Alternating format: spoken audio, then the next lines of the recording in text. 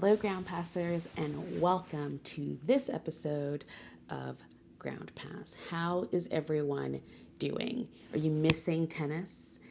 I'm missing tennis, but I'm here to talk to you today about exhibitions. And as you can tell, it's just me today. It's just Anastasia, no Nick. He is enjoying his off season.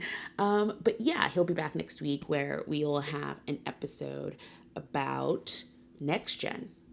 Spoiler alert, we'll have an episode about next gen. So look forward to that next week. But for today, talking about exhibitions. There have been a couple of exhibitions that just happened here in the US that I would like to talk about, and then also just talk about exhibitions in general. I have my notes here. I have a glass of wine, and we're ready to go. Also, if you're listening to this on your podcast feed, thank you. Thank you for listening on your podcast feed.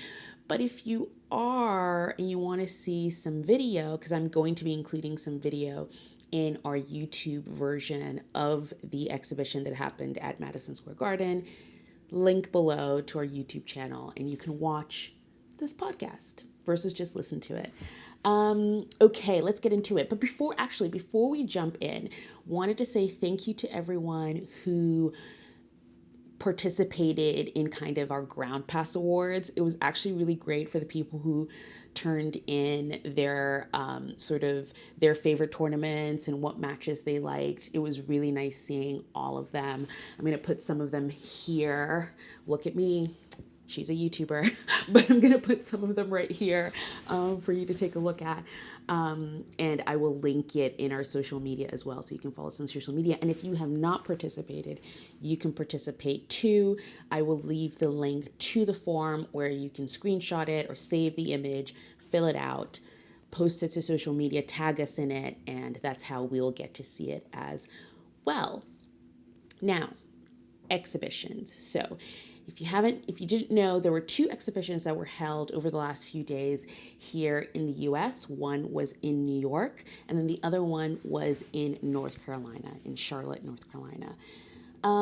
I will be talking mostly about the one in New York, and then I will bring up the one that happened in Charlotte as well, because I know some people who went there and I was able to watch it on the tennis channel, so I kind of got a feel of what that event was like.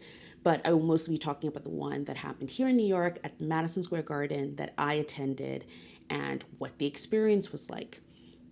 So let's just start with exhibitions. What is an exhibition? Now, a tennis exhibition it's just a tennis match, but for fun, It's like any other sort of exhibition style match or game in sports. So for example, the NBA have the All-Stars, or when maybe the NFL does preseason and they do it in Europe somewhere. It's basically a way for a sport to exhibit itself. I want to use the example specifically of when like the NFL go to Europe. It's because NFL football, which is American football, isn't played anywhere else professionally, but they always want to sort of get new fans. So by taking the event to someone in Europe where a European fan can actually go in person and experience what an NFL game is like, that can create new fans. It's kind of the same thing with tennis. And I think that's a function of exhibitions, and what they can do is grow a sport. So that's what exhibitions can do too. And it's really fascinating, I think, listening to some people's ideas of exhibition tennis. I think when I posted on social media that Ground Pass was going to go to MSG and I was posting all about it, I did get some responses from people being like, well, it looks like fun, but does it even matter? And I'm like, yes, it does matter. But first of all, does it have to matter? It's an exhibition.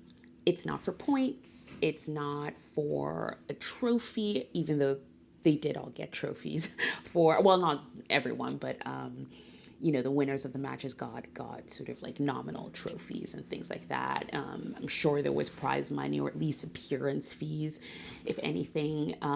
But it was fun. It was a fun event. And can't something just be for fun? Can't you just enjoy a night out watching tennis and not worry if it's for points or if it's for anything, especially for the audience that are coming to events like this who are new, probably mostly, to this sport. I think exhibition tennis can take tennis to places that it has not been before.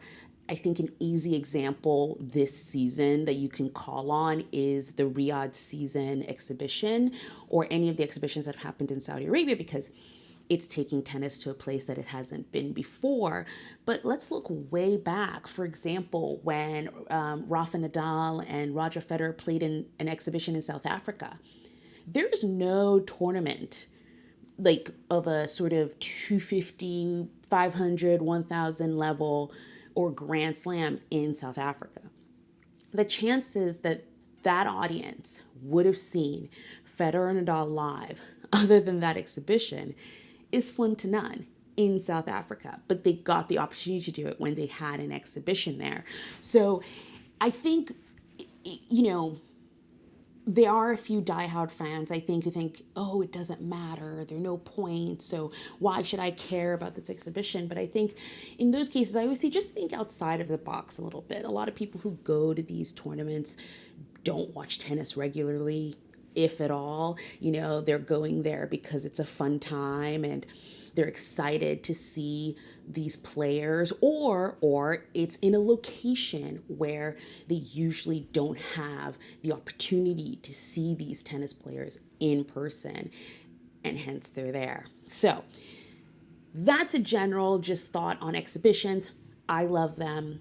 I like to have a fun, good time while I'm watching tennis, so why not go to exhibitions if I can? And also, depending on the level of it, it's another way to sort of get to know these players, because they're usually more relaxed. It's a fun environment. They're joking around. And I think these tennis players that were at this exhibition were perfect for these matches. So the Garden Cup. The Garden Cup was the exhibition that happened in New York in Madison Square Garden. The last time tennis was played in Madison Square Garden was 2018. So it's been a while. But here's the thing. Madison Square Garden has a massive tennis history. And I knew tennis had been played in Madison Square Garden before, but I was not aware of the deep, deep history. And I'm going to take out my phone here to look at the dates, because there are a lot of them. But the WTA Finals was held at Madison Square Garden from 1977 to the year 2000. The WTA Finals, the same event that, over the last few years has been looking for a home and not knowing where to go, and now they're in Saudi Arabia for a few years. But from 1977 to the year 2000, the WTA Finals was held in Madison Square Garden. The ATP Finals, which now has a home in Italy and it's going to be there for a few more years, was held from 1977 to 1989 at Madison Square Garden.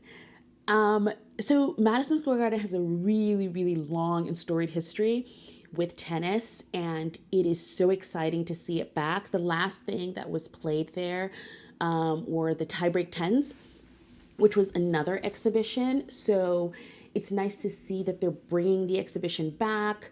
It would be nice.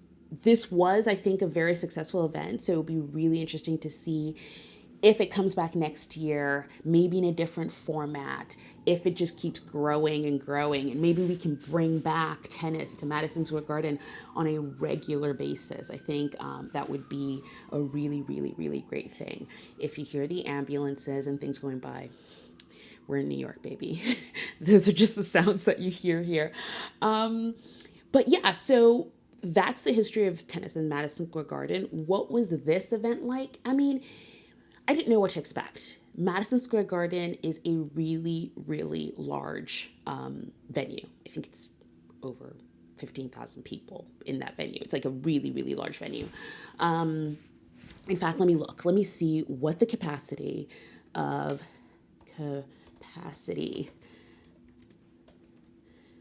Madison Square Garden. 19,500. That is the capacity of Madison Square Garden. So that's a lot of people. And guess what? The event sold out. So coming into this event, didn't know what to expect really, but it actually started with some play on court. So they had some local sort of club tennis players show up and play red ball tennis on court, which I had not heard of before as a concept. But basically, they set up these sort of, movable nets, and they were playing with child balls. If you've ever seen a regular tennis ball, it is just sort of regular tennis ball yellow. But junior or like children tennis balls that they play with are red and yellow. And that's what they were playing with. And I think they were trying to promote definitely more club level and grassroots tennis. So you could just put up a net anywhere, get your rackets and have these balls and play with them. I think it was more sort of just, I don't think it was specifically to combat pickleball, because I think pickleball has been something that people have always turned to. And when they say it's like entry level to racket sports, it's so easy to just buy the rackets. You have these balls, you can put the nets up anywhere, in a parking lot, in a park, like wherever you are, and just start playing. I think they were trying to promote that sort of level of tennis where you just put up this roll up net. You can put it up anywhere. You have these really soft balls that don't make a lot of sound. They were so adamant to keep saying that they don't make a lot of sound.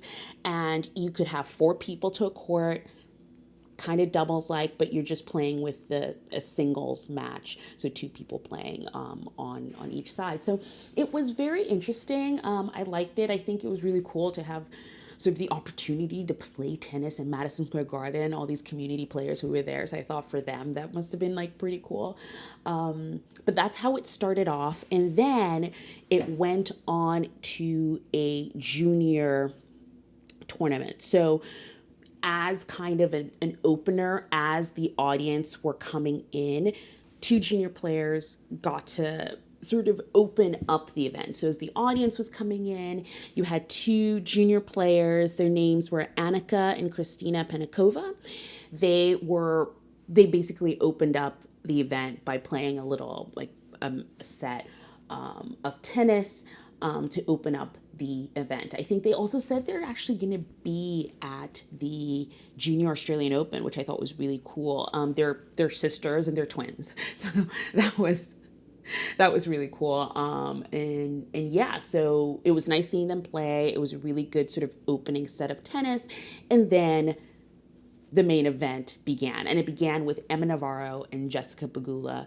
And it was such a fun, it's so funny when people say, oh, what does it matter? It's just exhibition tennis. There was some high level moments in there, definitely. Was the entire 3-set match high level? No, it was not. And so to go back a little bit, this exhibition was 3 sets. So it was like 2 regular sets of tennis, and the 3rd set, if it got to that point, was a tie break to 10, I think it was, if I remember correctly. But, it was a really just fun match between Emma Navarro and Jessica Pegula. Emma Navarro won the match, and then it was time for quote unquote the main event. But it was Ben Shelton and Carlos Alcaraz were the next matchup, and that was so much fun.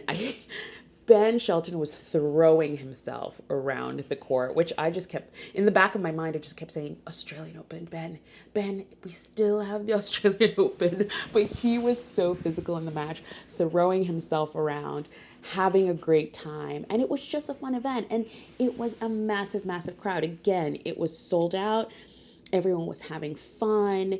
And it was just, the atmosphere was absolutely fantastic. The MCs for the event were Steve Weissman and then Renee Stubbs, who I'm sure you recognize those names if you watch a lot of tennis tournaments on TV, because they usually, are either working for the Tennis Channel or for ESPN, and you kind of see them in that kind of role at different events. But yeah, it was really, really fun and just kind of worth it. I obviously went as press, so I wasn't paying for a ticket, but I think it was totally worth it. There were some tickets for $30. And I think as a night out to watch great tennis for $30, I think that's great. That was fun. And those were definitely the seats that were higher up. There were some lower level seats in the sort of like $50 to $100 range. And then there were courtside level seats that were definitely more expensive. They went anywhere from sort of like $600 to $1,000, depending on where you were on the floor. And I get it. It was, it's a very kind of who's who in the New York scene. I mean, Anna Wintour was there. There were definitely a lot of celebrity faces, local New York celebrities who were in the audience. And it was really a vibey, fun night out to be. At least that's what it seemed. Everyone was having a good time. What did I like the most about the event? I think having tennis on such a big stage as MSG, Madison Square Garden, I think it's massive for the sport, because just listening to not only conversations at the tournament, but also conversations like as I was leaving to go home on the subway and things like that. It's just the questions people start asking. Oh, what was that? Oh, tennis.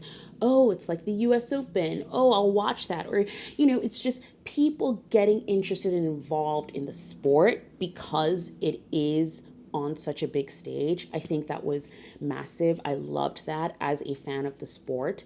And I think, from that, the second thing I liked is that it was such a great opportunity to make more tennis fans, because there were many people in the audience who had maybe never seen live tennis before. I would not be surprised if 50% of that audience had never seen live tennis before. So it was a great opportunity for them to experience live tennis and be part of that experience and maybe become massive fans of the sport because they loved Carlos Alcaraz or Ben Shelton or whatever it was. But I think it was a big, big night for New York and New York tennis and tennis in the States in general. What didn't I like? There wasn't much I didn't like. I thought, in all, it was a very well-run event. The vibes were great. The food, it's the typical food you get at MSG. It's, it's what it was. But what I would say is, because I did move around the arena and I was on the ground level for the most of it, but then I also went up to sort of the nosebleeds per se. And when you're up there, you don't hear the players anymore. When you're on the ground level, there was so much talking back and forth, especially during Carlos Alcaraz and Ben Shelton's match. They're joshing around, they're talking back and forth, they're cracking jokes. There was a lot happening that if you're in the nosebleeds, if you're in the higher seats, you're not hearing that. And the first thing I thought was like, why are they not mic'd up? Like, it would be really cool if the players were also mic'd up.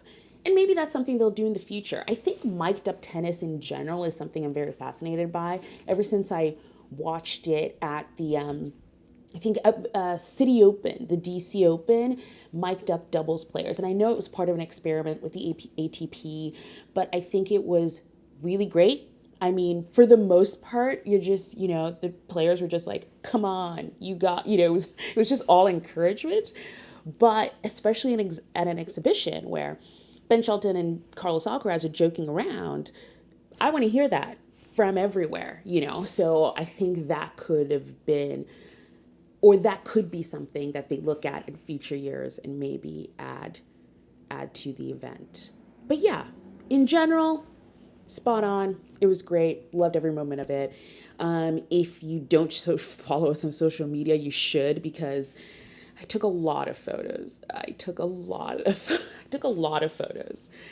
I took over 2,000 photos, close to 3,000 photos. I know that is a crazy amount, but I just got a new camera and I'm trying to figure it out. So I took a ton of photos.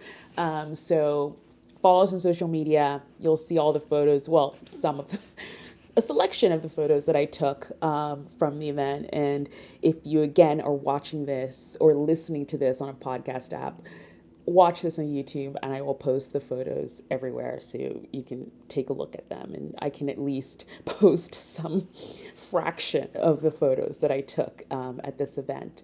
So yeah, that was the Garden Cup. Really excited for the future of tennis at MSG. The other exhibition that happened in the US was the Charlotte Invitational. It was held in Charlotte, North Carolina, a place that doesn't have a tennis tournament at this level.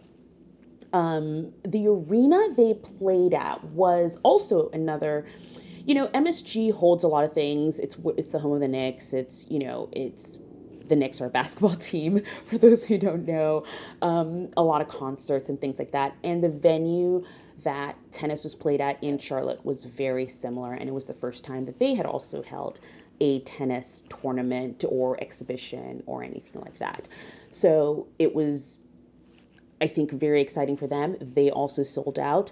Their arena was a little smaller. MSG's 19,000, just over 19,000. They're just over 15,000, and it was a sold out event there as well. Carlos Alcaraz was the only common player. The other players that played in Charlotte were Frances Tiafoe, Madison Keys, and Sloane Stephens. And by the looks of it, it was a very successful event as well. If you listen to the Served podcast and follow them on social media, Andy Roddick kind of was, I don't know what sort of role he was playing per se in the Invitational. I do know he lives in North Carolina, so it did seem he was acting as almost a host or an MC or something. He definitely wasn't on court talking, but it seemed like he was more of a host. And it Served podcast, social media posted a lot about the Invitational. So you can go follow them, look back on their social media and see all the things they posted. I know Christian's Court, he was also at the exhibition and he was posting some of the interviews that the players gave to the press on X. I don't know if he did anything on Instagram, but I will look and I'll just link everything down below so you can go peruse and look at photos and stuff. But it looked like a very fun event. I think they definitely leaned more on the exhibition side of exhibition tennis, especially with the match against Frances Tiafoe and Carlos Alcaraz. There were a lot of other sort of sporting celebrities. I think there's a baseball player and a football player, basketball player. Frances Tiafoe was playing in a Raptors jersey, their basketball team. So they brought on a lot of these players to play against. I thought it was actually really cute that each time one of these sporting personalities came on, they were always wanted to hit against Carlos Alcaraz. I thought that was actually really funny. But yeah, it looked like another kind of fun event. And so there's this video, which I will link below, that's going around on social media that is so cute. But there was this kid who had never seen Alcaraz play live, and he traveled really far to come to this location and see him play live. And he had a sign that the organizers of the event had helped him make, and he was holding it as he went down to get a hat. signed by Carlos Alcaraz, and Carlos saw it and signed a racket and gave him a racket. And I thought that was so cute. And I think that is like, that kid's going to have that memory forever. He's probably going to be a Carlos Alcaraz fan forever. And from there, probably a tennis fan forever. So I just think that, I think, is the essence of exhibition tennis, or these events that don't, quote unquote, mean anything in terms of points or rankings or, anything serious. It's not going to go down in your sort of, sporting history. Carlos Alcaraz played at MSG. It probably will, because it's MSG, but, it doesn't count for anything. But I think it counts for a little bit more when it comes to promoting the sport and making new fans. And that's important too. Growing of a sport and making new fans, that's important. And having fun events like this where people can see how fun tennis can be, I think is really important. And hopefully some of that will bleed into just the regular game of tennis, where it can be a little bit more fun, a little bit more carefree. Like, we see a little bit of that at tennis tournaments now that have free fan movement, for example, because at the end of the day, it doesn't seem like it's affecting the tennis players that much. So it's the loosening up of the reins. And I think that's an important thing to do if you want to grow the sport and not gatekeep and sort of keep people out of it, just because they just want to watch some fun tennis. Anyway, that's my little rant chat for the day. This is going to be a really short one. Again, thank you everyone who participated in our tennis review. It has been really nice seeing everyone's replies. Thank you for everyone who has liked a video or, left a comment, subscribed, followed us on Instagram or Threads or Blue Sky, anywhere that you find us. It really means a lot. Really enjoy getting to have these opportunities to go to MSG and watch tennis and cover the event. And it's because of the people who follow us and ask questions and want to see how these events go and want to know more about tennis tournaments and tennis as a sport. So thank you. Like, subscribe, rate this podcast. It all helps. And we will see you next week where, as I said, we will be talking next gen. Bye, everyone.